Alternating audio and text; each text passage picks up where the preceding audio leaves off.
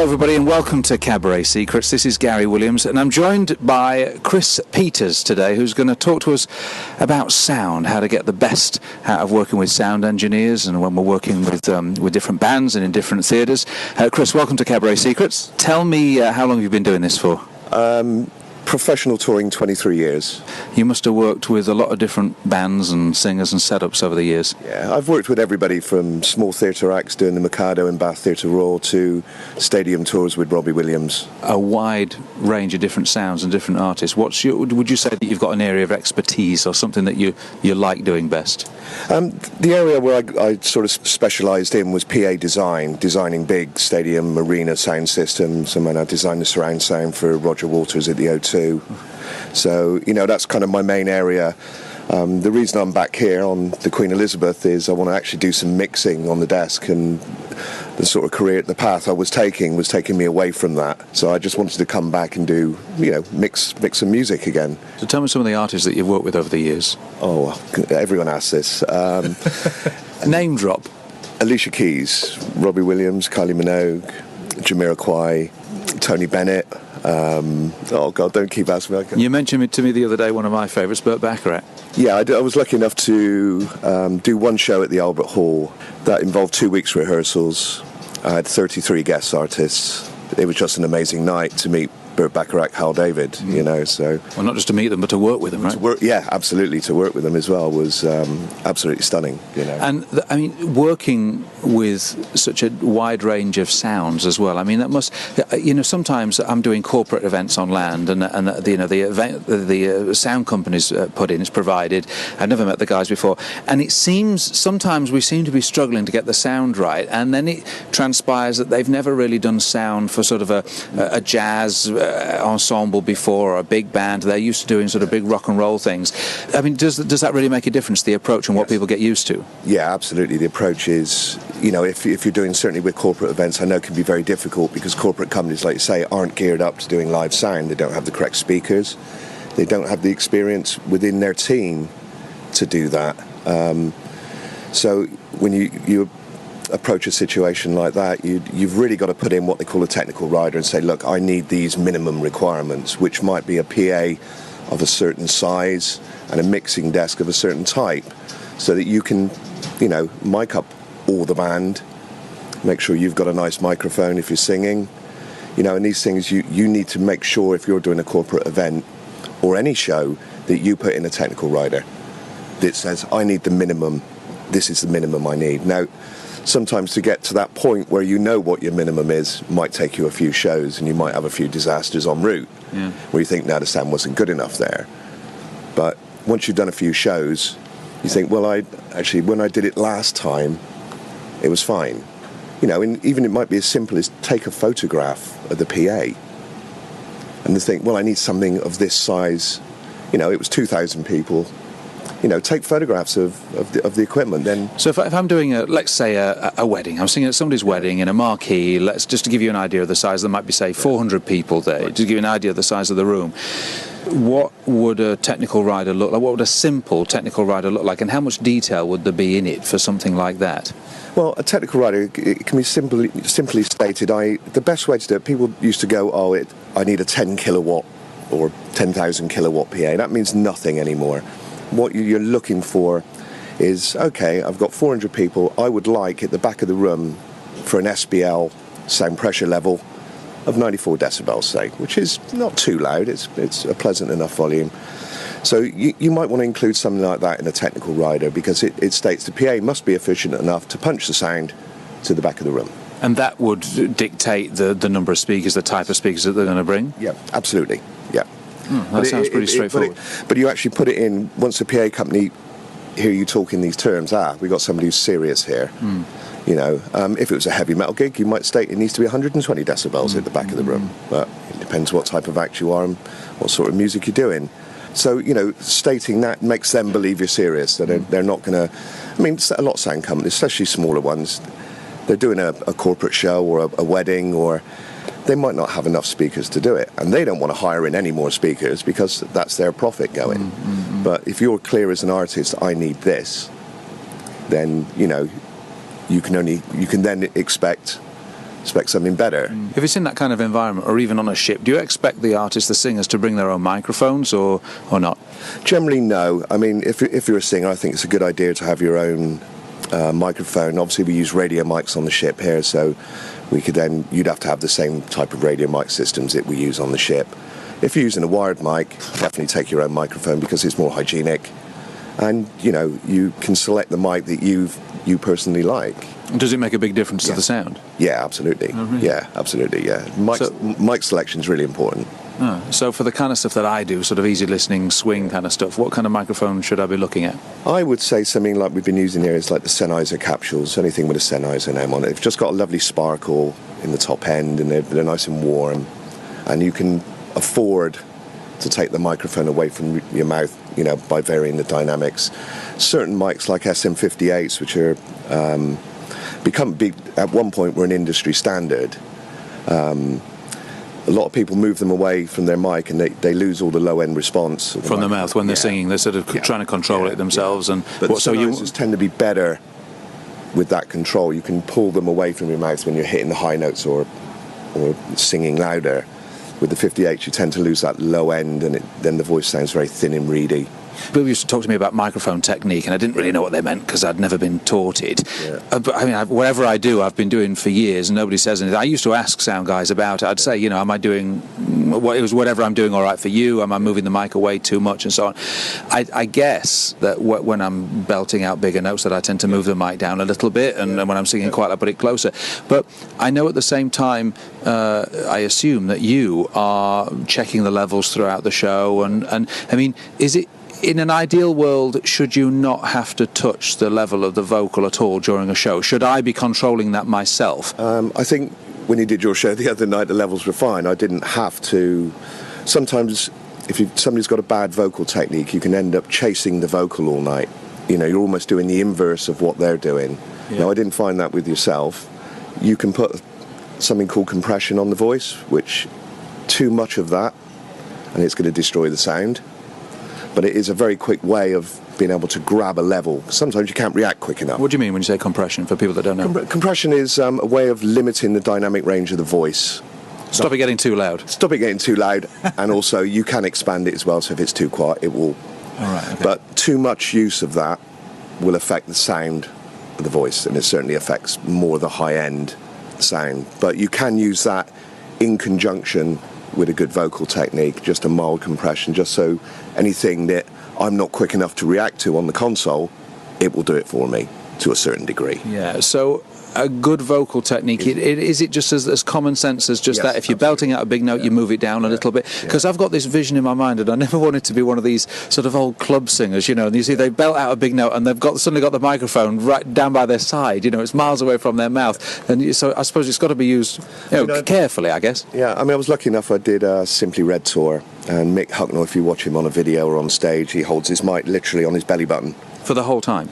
Pretty much. Occasionally comes a bit closer, but it's very long, and I don't know how he is the only person I've seen who can do that, and it sounds amazing. So, I mean, there's not much technique going on there then, presumably, if he just stays there the whole time. Yeah, it's kind of on his chest or then lower down. He is moving it with the dynamic of his voice, but for some reason it sounds amazing, because when I first saw it, I thought, this is not going to work. Yeah. No way this is going to work, and it does. Isn't there something about if you keep the microphone close to your mouth, that it has more of a bass, more of a deeper resonance? Yeah, a lot of microphones rely on what's called proximity effect, which is the mic on the lips. The SM58 was designed to be used that way, but you will get more low end the closer it is to your mouth. It's just a simple fact.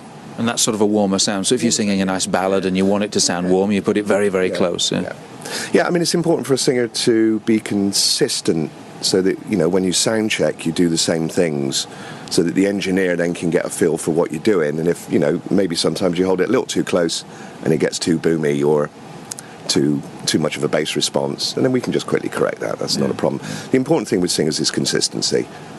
And I find with a lot of singers, they'll sound check, and then come showtime, the level is very different. It's just singers saving their voices, but that at least when you do a sound check, give the engineer an idea of your show level or what you're going to sing like. Yeah. And I'd prefer when, if a singer wants to save his voice, then top and tell them. That's a really good way, so you can then get the feel of how the show and the dynamic. Just at the beginning and the ends of a few songs. Absolutely. So I get an idea of the dynamic of the band and the dynamic of the vocal within that. When a singer's rehearsing with a band, how long does it normally take you to get the levels to what you're happy with? If it's a good singer, it can be as little as 2 minutes. You know, it can be that quick. It's like, yeah, band's playing well, vocals sitting nicely on there. Then it's just have a listen, have a wander around the venue. It's very important to wander around the venue, especially arenas, especially because the sound can be very different.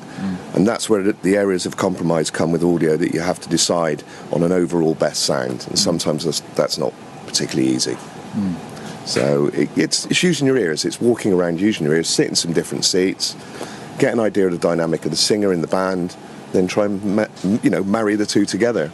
So how when I'm working with doing a rehearsal and we're working getting the sound right, or I tend to not say anything for maybe 10 minutes, unless there's an obvious problem, particularly if the monitor, if I can't hear it. But I tend to not say anything because I'm assuming that the sound guy's fiddling around it, and I want to give him or her a chance to get it what they consider right. And so I can start doing, because I know years ago, as soon as we start, I start saying, "Oh no, it's to this, it's to that," but they know that they haven't even got around to doing it yet.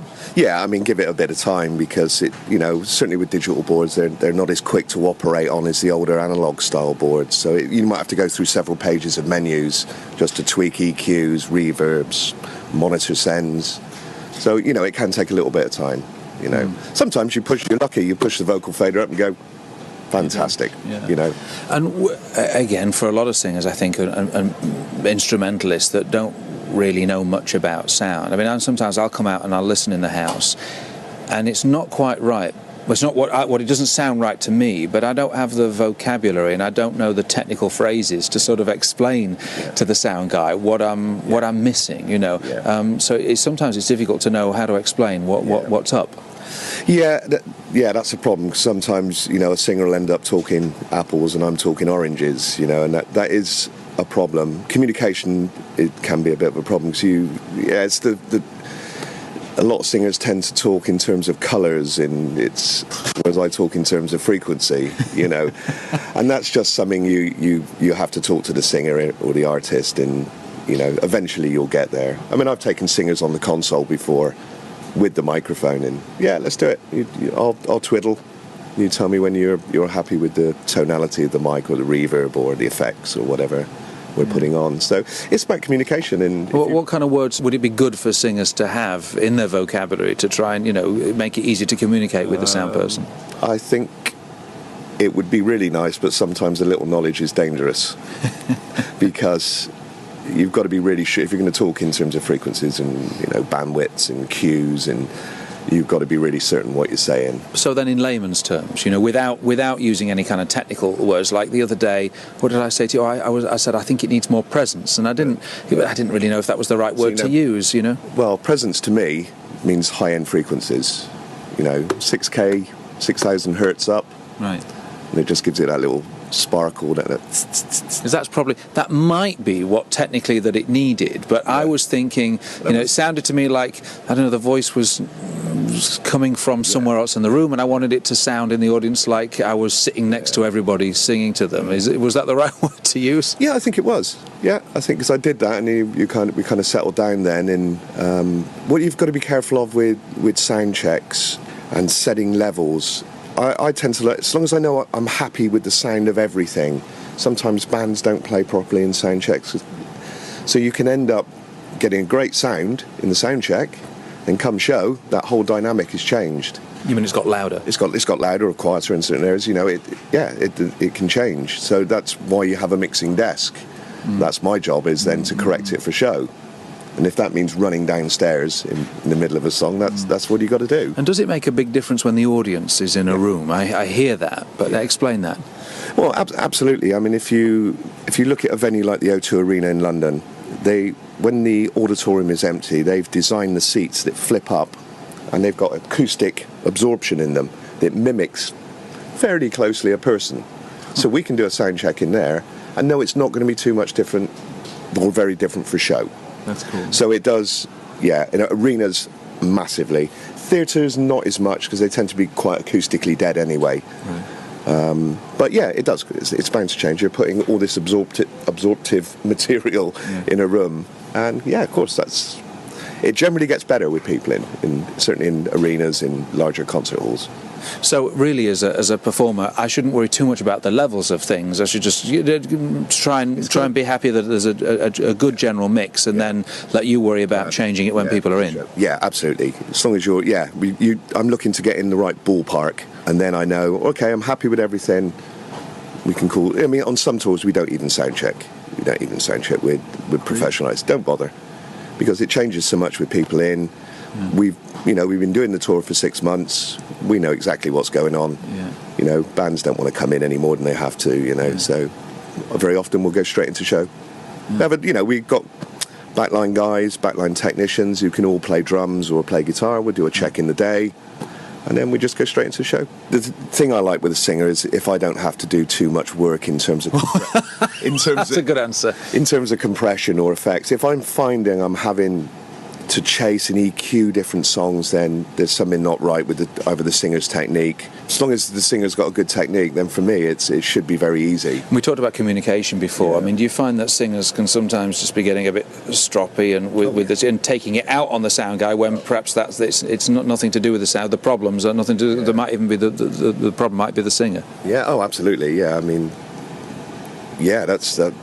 I've seen singers chuck a microphone into the audience, and that's £1,000 radio mic just gone, where they... What, just for fun, or because out of temper? Well, because they're just temper, it's like, and that's where, again, communication comes in. I can't name certain names of people, but some very big singers are incredibly difficult to work with. They even have guys on the tour on standby for when he sacks someone else. Right. So it just becomes a rota system of, whoever's... Luckily, not too many of those. Can be a real problem. I think sometimes when I hear those kind of stories, it's because they're insecure and just full of nerves, and it's just their way of venting it, right? Yeah, absolutely. Certainly the bigger artists, they can become kind of cocooned in their own world, surrounded by, it's not mince words, sycophants, and they've got nobody, and they vent it on the band, on the crew. And it's really not a pleasant working environment. People don't go back to those tours because there's plenty of other artists out there, So you got any tips for singers, particularly coming onto ships, might be for the first time? The first time, that was obviously a little bit daunting for them, working with the band and the lighting guy and the sound technicians for the first time. Yeah, I think don't be intimidated. That's the key. It's easy for you to say. But a good thing to do, certainly on ships, they tend to be smaller theatres, 800 capacity. Have a walk into the room with your microphone. Have a listen. Then that kind of lets the sound guy know you're a little bit more serious about the audio. You're not just going up there, going through the motions. And have a listen to your stage sound. Listen, and don't be scared to ask. Don't be scared to ask. If he's a good sound engineer, he'll help you out. We're on. We work on the same team. We all want a good show. I don't want complaints at the end of the show. I want you, yourself or anyone to have a good show. Once you engage someone, whether if it's a good sound engineer, you engage them, that's the enjoyment of the job. We don't do it just to go, right, time's up, I'm going for lunch, I'd rather stay a bit longer and get it right, and it becomes more positive. What is this mystical DFA button I've heard about? Does all. Tell me about that. Well, it's a technique employed when you've basically got to the end of your tether and the artist or musician is asking for, and you just sort of look at them, pretend to turn a knob, and suddenly, because I've told them they've heard it. They think they've heard that change. Oh, so you say, is that any better? And they say, yeah, that's fine. Yeah. And they say, what did you do to that? Yeah, and we've done nothing. DFA. Sounds good. Thanks for talking to us today. No, absolutely. My pleasure. Thank you for listening to this Cabaret Secrets podcast. If you've got any comments or questions, please visit cabaretsecrets.com, where you'll also find details of the Cabaret Secrets book, an indispensable guide on how to create your own show, travel the world, and get paid to do what you love.